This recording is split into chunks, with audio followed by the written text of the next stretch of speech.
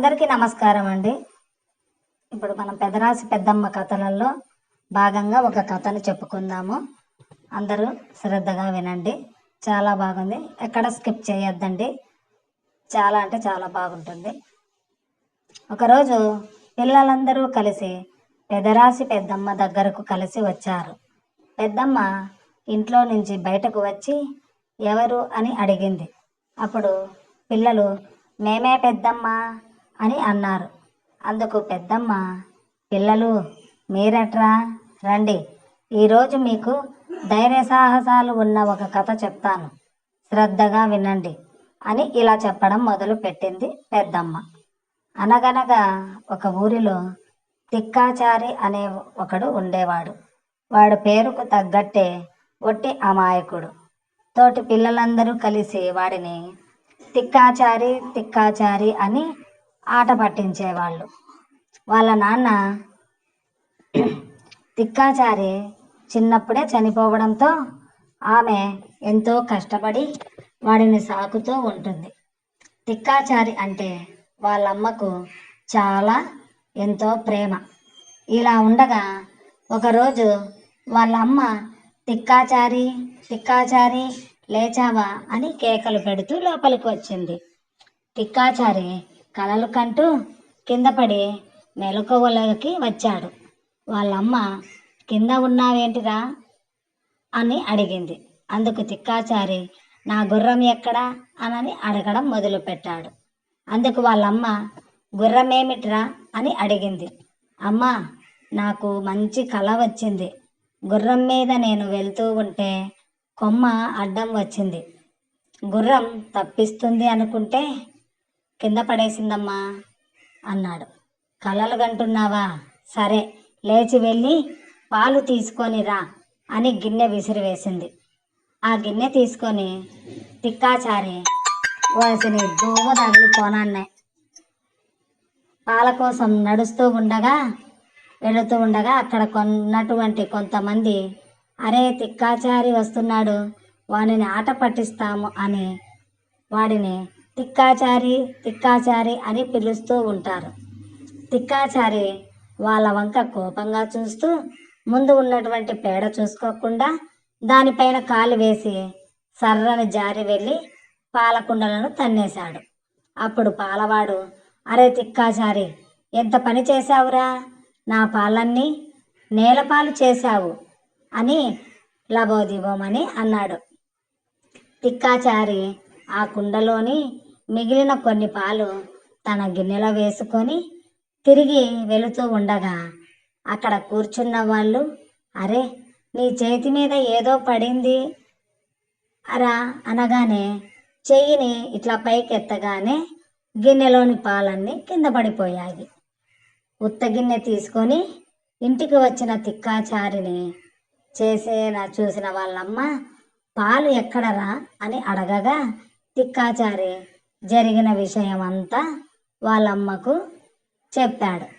అప్పుడు వాళ్ళమ్మ, నువ్వు సరిగ్గా ఉంటే ఇలా నిన్ను అందరూ అవహేళన చేయరు కదా, మీ నాన్న బతికి ఉంటే నాకు ఈ కష్టాలన్నీ తప్పేది అని బాధపడుతూ, సరే వెళ్ళి కట్టెలు కొట్టుకొని రా అని వాళ్ళమ్మ చెప్పడంతో తిక్కాచారి గొడ్డలు తీసుకొని చెట్టు దగ్గరికి వెళ్ళి కొమ్మపై కూర్చొని తాను కూర్చున్న కొమ్మనే నరకసాగాడు.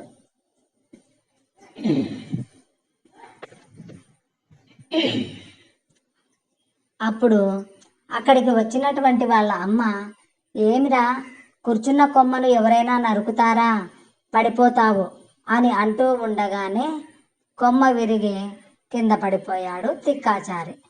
నీ తిక్క పనులతో నేను విసిగిపోతున్నాను అని వాళ్ళమ్మ తిక్కాచారిని తిట్టి అక్కడి నుండి వెళ్ళిపోయింది. ఆ రాజ్యాన్ని పాలించే మహారాజుకు ఒక్క కుమార్తె.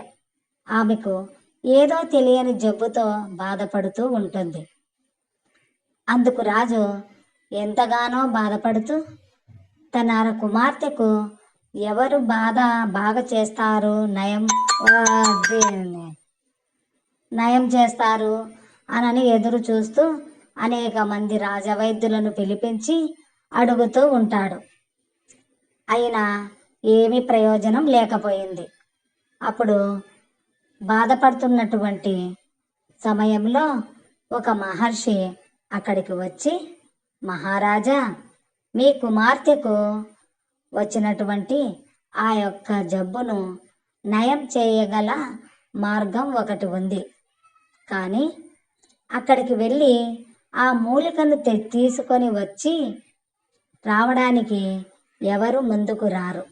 ఎందుకంటే అక్కడికి వెళ్ళిన వాళ్ళు తిరిగి ఇంతవరకు ప్రాణాలతో రాలేదు. ఆ మూలిక ఉన్న ప్రదేశంలో ఒక పెద్ద రాక్షసుడు దానికి కాపలాగా ఉన్నాడు. అలాగే అతని ప్రాణం కూడా ఆ మూలికలోనే ఉన్నది అని మహర్షి చెప్పడంతో రాజు ఎంతగానో బాధపడుతూ ఈ విధంగా తన రాజభటులకు చెప్తాడు. అప్పుడు మహారాజు ఊరూరా ఈ విధంగా చాటింపు వేయిస్తాడు. ఆ మూలికను తెచ్చి ఇచ్చిన వారికి తన కుమార్తెను ఇచ్చి పెళ్లి చేస్తానని, అలాగే అర్ధ రాజ్యం కూడా ఇస్తానని ప్రతి ఊరిలో చాటింపు వేయించండి అని చెప్పి భటులను పంపిస్తాడు. రాజభటులు తిక్కాచారి ఉన్నటువంటి ఊరికి కూడా వచ్చి చాటింపు వేస్తారు. అక్కడ ఉన్న వారిలో తిక్కాచారి వాళ్ళ అమ్మ కూడా ఉండి ఆ చాటింపు విని ఇంటికి తిరిగి వచ్చి తిక్కాచారితో ఈ విధంగా అంటుంది. ఆ రాజకుమారికి వచ్చినటువంటి వ్యాధి నయం చేయడానికి అడవిలో ఉన్నటువంటి ఒక మూలిక ద్వారా నయం అవుతుందంట. కానీ అది ఒక రాక్షసుడి యొక్క గృహలో ఉందంట.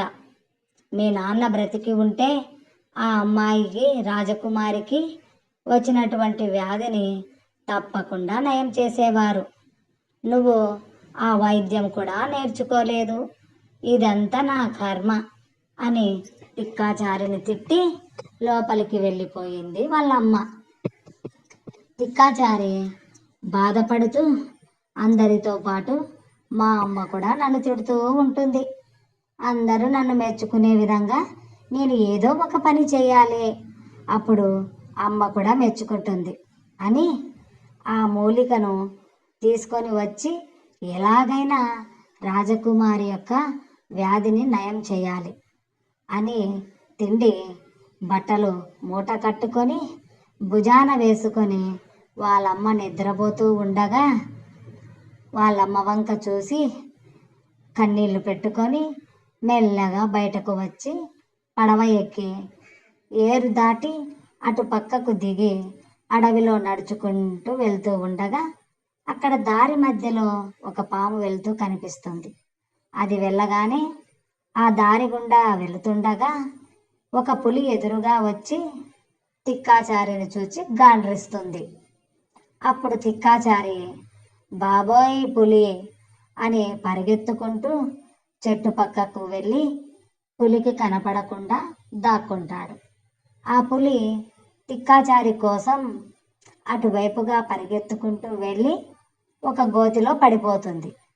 అప్పుడు నన్ను కాపాడండి, కాపాడండి అని పులి అరుస్తూ ఉంటుంది. ఆ అరుపులు విన్న తిక్కాచారి అది పులి అరుపు అని తెలియక ఆ గోతి దగ్గరకు వెళ్ళి గోతిలోకి తొంగి చూశాడు. అక్కడ ఉన్నటువంటి పులిని చూసి అయ్య బాబోయ్ పులి అనని అంటాడు. అందుకు పులి బ్రాహ్మణోత్తమ నన్ను కాపాడు అని అంటుంది.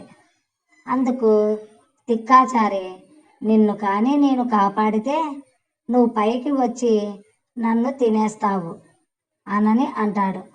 అందుకు పులి నువ్వు నాకు సహాయం చేసినట్లయితే నేను నీకు ఏ హాని చెయ్యను, పైగా నీకు సహాయం చేస్తాను అని అంటుంది. అందుకు తిక్కాచారి నిన్ను నమ్మను, ఎందుకంటే నువ్వు క్రూర జంతువువి, పైకి రాగానే నన్ను తినేస్తావు నేను నిన్ను కాపాడను అని అంటాడు. అందుకు పులి, లేదు బ్రాహ్మణోత్తమ, నేను మాట తప్పను అని బతిమలాడుతుంది. అందుకు తిక్కాచారి దాని మీద జాలి పడుతూ, అయితే సరే ఉండు, నేను ఏ విధంగా అయినా నేను నిన్ను కాపాడుతాను అని అక్కడికి వెళ్ళి అక్కడ ఉన్నటువంటి కట్టెలు ఏరి ఒకదానితో ఒకటి నిచ్చెనలాగా కట్టి ఆ గోతిలోకి దించుతాడు. దీని నుండి నీవు పైకి ఎక్కి రమ్మని పులితో చెప్పగా ఆ పులి సరేనని ఆ నిచ్చెన గుండా పైకి ఎక్కి వచ్చి, బ్రాహ్మణోత్తమ, నీకు నేను కృతజ్ఞతగా ఉంటాను, నీకు నేను సహాయం చేస్తాను. ఏ పని మీద నువ్వు ఈ అడవిలోకి వచ్చావు? నేను ఏమన్నా సహాయం చేయగలనేమో చెప్పు అనగా తిక్కాచారి తను ఏ పని మీద వచ్చిన విషయాన్ని పులికి వివరించి చెప్తాడు.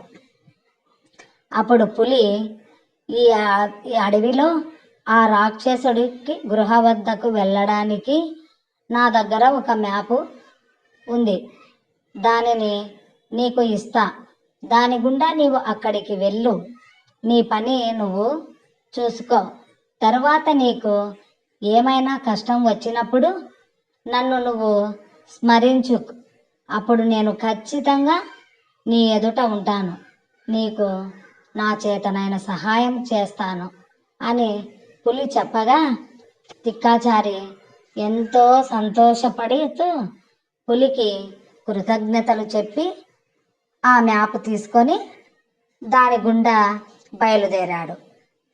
అలా వెళ్ళగా కొద్ది దూరం పోయిన తర్వాత ఒక మామిడి చెట్టు కింద కూర్చొని సేద తీరుతూ ఉండగా ఒక మామిడి పండు తిక్కాచారి తల మీద పడింది. ఆ మామిడి పండును చూచిన తిక్కాచారి నోరు లొట్టలు వేసుకుంటూ ఆ మామిడి పండు తిని ఇంకొక మామిడి పండు కోసము చెట్టుపైకి ఎక్కాడు. ఆ మామిడి పండు కోసుకొని కిందికి కోసుకుంటూ ఉండగా చెయ్యి జారి కిందికి జారిపోయి పడిపోయి ఒక కొమ్మ మీద పడ్డాడు. అమ్మయ్య, దెబ్బలు తగలలేదు అని అనుకుంటూ ఉండగా ఆ కొమ్మ విరిగిపోయి ఒక కొలనులో పడింది. తిక్కాచారి ఆ కొమ్మ మీద కూర్చోగానే కొలనులో నుంచి ముసళ్ళన్నీ తిక్కాచారిని తినడానికి ముందుకు వస్తూ ఉన్నాయి. అప్పుడు తిక్కాచారి వెంటనే నీళ్ళల్లోకి దుంకేశాడు. అలా దూకిన తిక్కాచారి ఒక తాబేలు మీద ఎక్కి కూర్చొని ఉండగా తాబేలు తిక్కాచారిని ఒడ్డుపైకి తీసుకొని వచ్చింది. అక్కడ నుండి తిక్కాచారి ఒడ్డు మీదకు నడుచుకుంటూ వెళ్తూ ఉండగా కొద్ది దూరం వెళ్ళిన తర్వాత ఒక పెద్ద గృహ తిక్కాచారికి కనపడింది. ఆ గృహ ముందు ఇద్దరు రాక్షసులు కాపలాగా ఉన్నారు. వారిని చూడగానే తిక్కాచారి భయముతో భయపడిపోయాడు. అక్కడే చెట్టు చాటున నిలబడి వారిని చూస్తూ ఉండగా చెట్లు శబ్దం అయ్యాయి.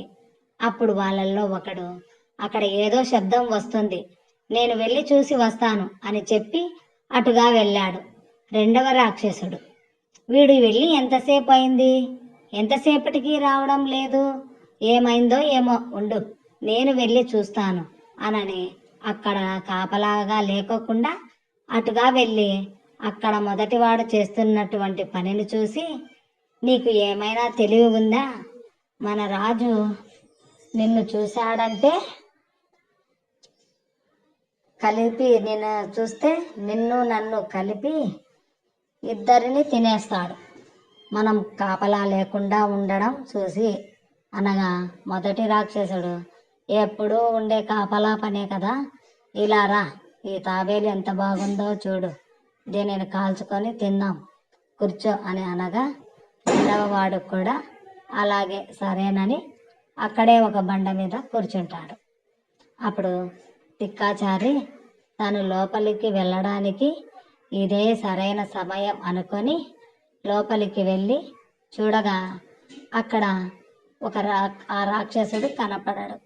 పైగా అక్కడ ఒక అమ్మాయి నిలబడి ఉండడం చూసి, ఇక్కడ నువ్వేం చేస్తున్నావు, ఇలా నిలబడుకొని ఉన్నావు, ఆ రాక్షసుడు అంటే నీకు భయం లేదా అని అడిగాడు. ఆ అమ్మాయి ఎంతకు సమాధానం చెప్పకపోయేసరికి, ఏం అడిగేది నిన్నే వినబడడం లేదా అనని ఆ అమ్మాయిని అలా తాకాడు. అప్పుడు తిక్కాచారికి తెలిసింది ఏమంటే అది అమ్మాయి కాదు బొమ్మ అని. దాంతో తిక్కాచారి, అరే ఎంత పెద్ద బొమ్మో అని, ఎంత బాగుందో అని దాని బొమ్మను మరొక్కసారి ముట్టుకోవాలని ఆ బొమ్మను ముట్టుకోగా ఆ బొమ్మ అమ్మాయిగా మారిపోయింది.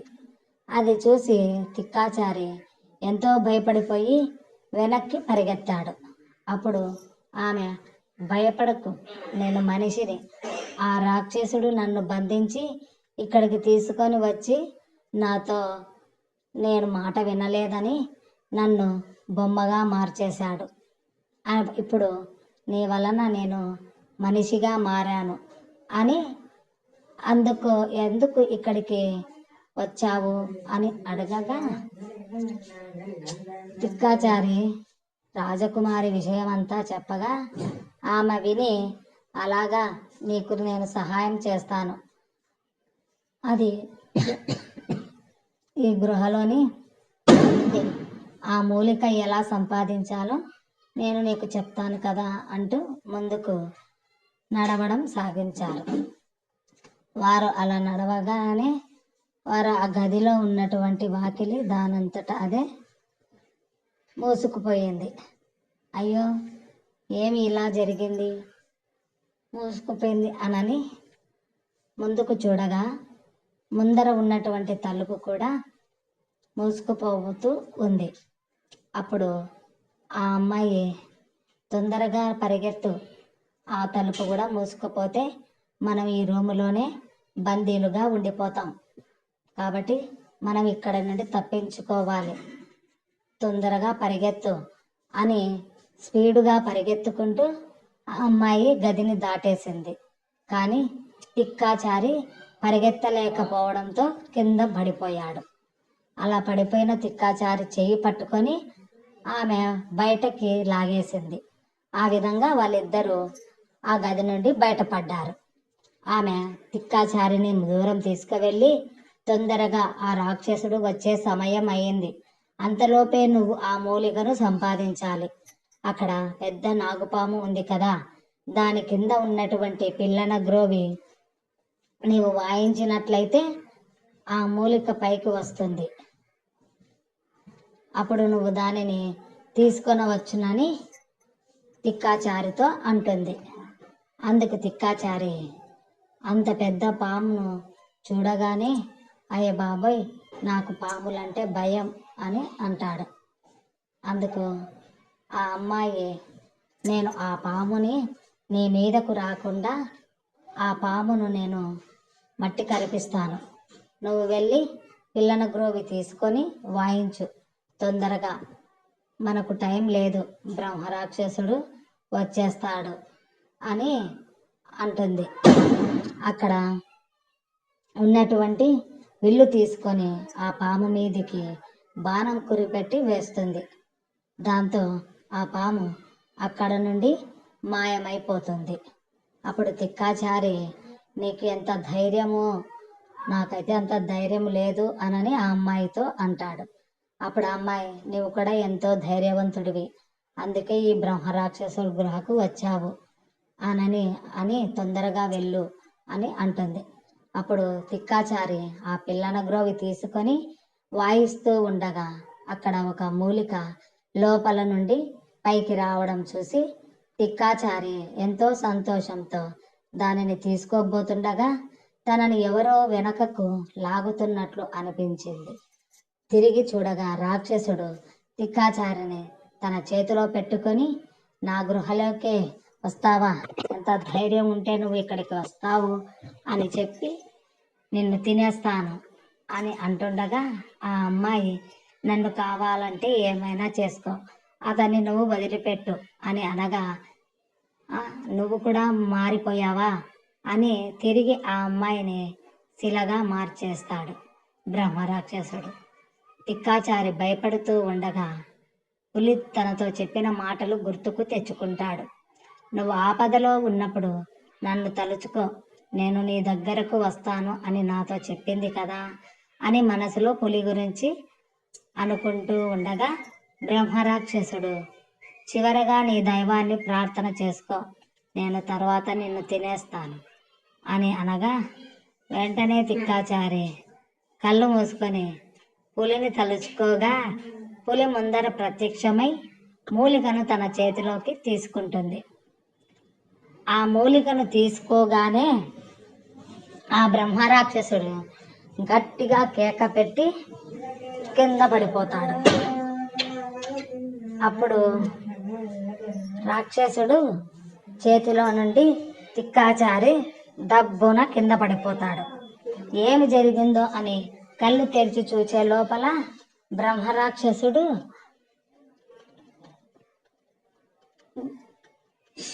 కింద పడిపోయి గిలగిలా కొట్టుకొని అస్థిపంజరముగా మారిపోయాడు. ఇదంతా ఎలా జరిగింది అని తిక్కాచారి ఆలోచనలు చేస్తూ ఉండగా, ఎదురుగా పులిని చూసి, మిత్రమా, నువ్వు వచ్చి నన్ను కాపాడావా అని వెళ్ళి పులిని కృతజ్ఞతలు చెప్పి, అప్పుడు ఆ పులిని దగ్గర నుండి ఆ మూలికను తీసుకుంటాడు. అప్పుడు ఆ మూలిక సహాయంతో ఆ అమ్మాయిని కూడా మనిషిగా మార్చి వేయగా, పులిని తిక్కాచారి కౌగిలించుకొని తిరిగి రాజ్యానికి అందరూ ఆ మూలిక తీసుకొని వెళ్తారు. ఆ మూలిక ద్వారా రాజకుమారి యొక్క వ్యాధిని నయం చేయడానికి ఆ మూలికను రాజుగారికి అందజేస్తాడు తిక్కాచారి. చెప్పిన మాట ప్రకారం రాజకుమారి ఆరోగ్యం బాగు అయిన తర్వాత నీకు నా కుమార్తెను ఇచ్చి వివాహం చేస్తాను, అలాగే అర్ధరాజ్యాన్ని కూడా ఇస్తాను అని సభలో ప్రకటించగా, అప్పుడు తిక్కాచారి ఈ విధంగా రాజుతో సమాధానం ఇస్తాడు. రాజుకు, మహారాజా, మీరు రాజులు, నేను బ్రాహ్మణుని, మీకు నాకు నేను మీ యొక్క ప్రజలలో ఒకడిగా మీ యొక్క ఒక ఆజ్ఞను నేను శిరసావహించి చేతనైనటువంటి సహాయం చేశాను. అంతేకాని నాకు కూడా ఎంతో ధైర్యవంతురాలు, అందమైనటువంటి ఈ అమ్మాయి ద్వారా నాకు దేవుడు సహాయం చేశాడు, ఈ అమ్మాయినిచ్చి. కాబట్టి ఈ అమ్మాయినే నేను పెళ్లి చేసుకోదలుచుకున్నాను. నా మాటలు తప్పైతే నన్ను క్షమించండి మహారాజా అని తిక్కాచారి రాజుతో అన్నాడు. సంతోషం నాయనా, నచ్చిన విధంగా నువ్వు చేయి, నీకు నచ్చిన విధంగా నువ్వు చెయ్యి అని చెప్పి వాళ్ళిద్దరికి వివాహం చేయిస్తాడు మహారాజు. ఆ విధంగా తిక్కాచారి తన తల్లి, కొడుకు, భార్యతో సంతోషంగా రాజు తనకిచ్చినటువంటి ఒక పెద్ద బంగళాలో సంతోషంగా తన ఊరి ప్రజలందరూ మెచ్చుకునేలాగా జీవించడం తన తోటి స్నేహితులు చూసి మన తిక్కాచారి ఎంత ధైర్యవంతుడు, మనము అమాయకుడు అని అనుకున్నాము, కానీ చాలా ధైర్యవంతుడు అనని ఊరి ప్రజలందరూ మెచ్చుకున్నారు. అదర్రా మన తిక్కాచారి యొక్క ధైర్య సాహసాల కథ అని పెద్దమ్మ చెప్పి, ఇంకా ఇండ్లకు వెళ్ళి అన్నం తిని పడుకోండి, జాగ్రత్తగా వెళ్ళండి అని చెప్పడంతో పిల్లలందరూ సరే పెద్దమ్మ అని, మళ్ళీ మేము ఇంకొక రోజు వస్తాము, ఒక మంచి కథ మాకు చెప్పాలి, అప్పుడు కూడా నువ్వు మాకు ఇంకొక కథ మంచిగా చెప్పాలి అంటూ పిల్లలు అందరూ వచ్చిన దారినే తమ ఇతర ఇళ్ళకు వెళ్ళిపోయారు. ఫ్రెండ్స్, ఈ కథ మీకు నచ్చినట్లయితే ఒక లైక్ చేసి షేర్ చేయండి, సబ్స్క్రైబ్ చేసుకోండి.